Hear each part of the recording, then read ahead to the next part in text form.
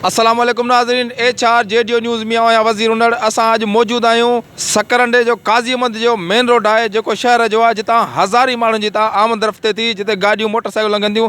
तव्हां ॾिसो त टाउन जी जेका ना एहली आहे, हीअ विच रोड ते गटर रोज़ खुलनि था, जंहिंजे करे हितां जे जेके दुकानदार आहिनि उनखे तमामु घणी तकलीफ़ पहुची रही आहे।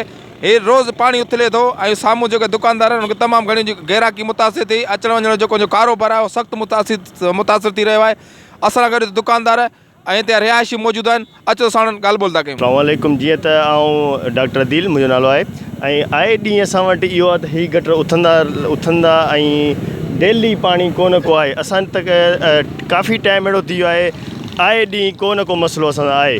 ख़ासि करे हिन पाणी जे हिसाब सां ॾिठो वञे त डेली पाणी अचे थो ऐं उनखां पोइ असांजा काफ़ी अहिड़ा कारोबार आहिनि जेका ठप था थी वञनि। असांजा पेशेंट काफ़ी मुंहिंजा ईंदा आहिनि जेका परे रोड वठी हलिया था वञनि, असां हिते केरु कोन हुजे। हुन सां गॾु काफ़ी दुकान वारनि जा अहिड़ा मसइला आहिनि जिन जो ग्राहक अचनि था ऐं वापसी मोटी था वञनि ऐं असांजो बराए महिरबानी हीअ मसइलो हल कयो वञे। टाउन एमएलए खे एप्लीकेशन ॾिनी आहे, दरख़्वास्त ॾिनी आहे त हीअ असां सां एतिरो ज़ुल्म आहे, रोज़ गटर हलंदा यार। हू डेली अचनि था, ढकण चेंज करे हलिया था वञनि। अॼु बि हिन टाइम ते कलाक पहिरीं मूं हिकिड़े हमरा खे चयो हो, मुंहिंजो बिशप नालो अथसि हुनजो।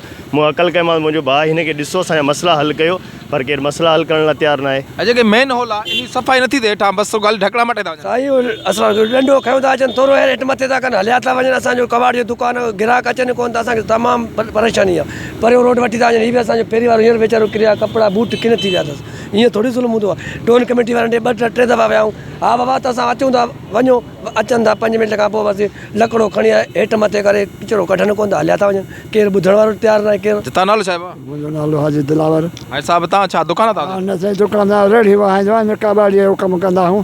रेड़ीअ सां बि धिके सां चढ़ी नथी थिए। पोइ हिन माण्हुनि खां चई त कहूं रोड था धिका विका खायो, इहो कमु पिया कयूं। पेट रोज़ गटर हलंदा? हा, रोड अॼु किथे रोज़ हिकु न ॿिए ॾींहुं बंदि आहे। गाॾी अचे थी कंहिंखे चो केॾां वञे, जेको आहे तरीक़ो।